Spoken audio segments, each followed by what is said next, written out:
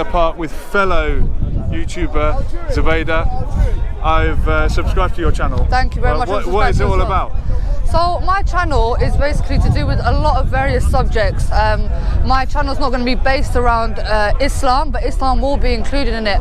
But you know, my recent videos are promoting the Arabic culture because I feel like people have this idea of Muslims being quite restricted people, quite isolated people, quite caveman-like, and we have a very strong heritage and very strong culture. So, you know, I've put up some videos promoting African and Arabian culture, you know, on the way we dance, based on our music, because we are very creative and architectural people. And what is your culture? My mother is from Algeria, my dad's Iraqi, and I was born here. So I have two different types of Arab. You know, I have the North African side, the Algerian side, and then I have the Middle Eastern Iraqi side. There are Algerians who say we're not Arabs, we're Berber people, Amazigh. Well, there's two parts of Algeria. You do have the Berber tribe. Well, actually, there's three parts. You've got the Berber tribe, then you've got the Arabs, and then you go more down south and you have like the Tuareg and the Sahrawian people. So Algeria is very different types of Algerians within Algeria, but some Algerians identify as Africa geographically, but some Algerians identify Arabic as culturally. So, you know, we're very mixed people, but, you know, everyone's got something to offer. Are you an Arab, Arabian Arab, or are you from people that adopted the Arabic language in North Africa? Well, I've asked my mom this question and she claims that we are Arab. We are the Arab Algerians. And were those people, are they privileged in Algeria? Is there any kind of split? I mean, you know, there's a huge rise in people leaving Algeria, especially young men immigrating illegally to places like Europe, to France and England. And, you know, if you look at Algeria is not a war-torn country at this moment of time.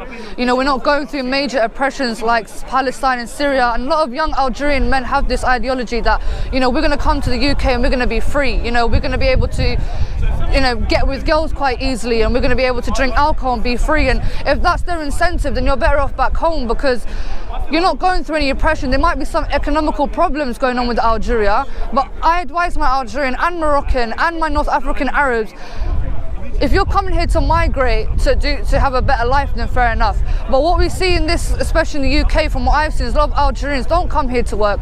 They come here to steal, they come here to sell hashish, which is not the way, because you come from a Muslim country. You get to hear the Adhan 5 times a day, which is something very, very powerful. You get to live your life Islamically. You get to be around in a Muslim country. You decide to leave that, to come to a kafar country, realistically, where they don't practice your religious values. For what reason? So you can be free.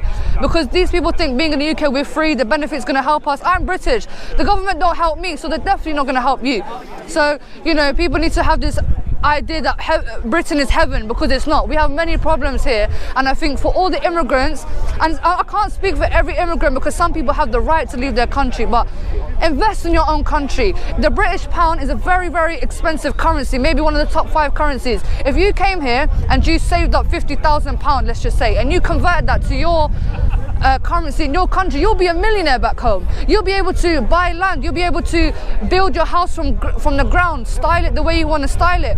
You know, we need to stop selling our country, selling our religion to come here thinking that it's the better way of life. And a lot of people do come here and end up regretting it, because, you know, the weather here is quite bad. I'm not trying to say Britain is bad, because Britain does give people a lot of opportunity, but if you're coming from a place like Algeria, like Egypt, these beautiful, beautiful countries, and you're coming here thinking that this is going to be a better way of life, I really don't think so, to be honest with you. If you're coming here to work and save up your money and invest back in your country, go ahead and do that. Why is there no tourism in Algeria when Morocco and Egypt and Tunisia are full of tourists?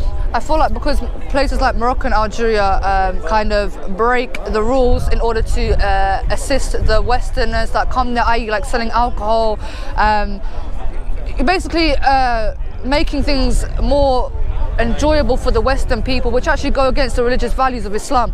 And some Algerians are not going to do that. They're not going to break. It's a more traditional country? It's a more traditional country. Algeria is very traditional. I mean, the capital is a bit westernized, I mean Algiers, but Algeria is the biggest country in Africa, so Algeria is a very, very huge country. And where my mom's from, which is a place called Sidi Bel Abbas, which is the west of Algeria, is very, very traditional, you know. And you know, but Algeria is a very beautiful place. I mean, some people have come to visit Algeria and they realize it's a very very beautiful place.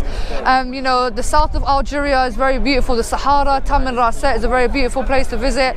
So Algeria's got a lot to offer. If you don't come to Algeria, if anything, it's your loss, to be honest with you. And if you have the time to check it out, it should be on everyone's bucket list, because it's not a popular country to visit to. No, it's not. And I would love to go, but it seems the visa is difficult to get.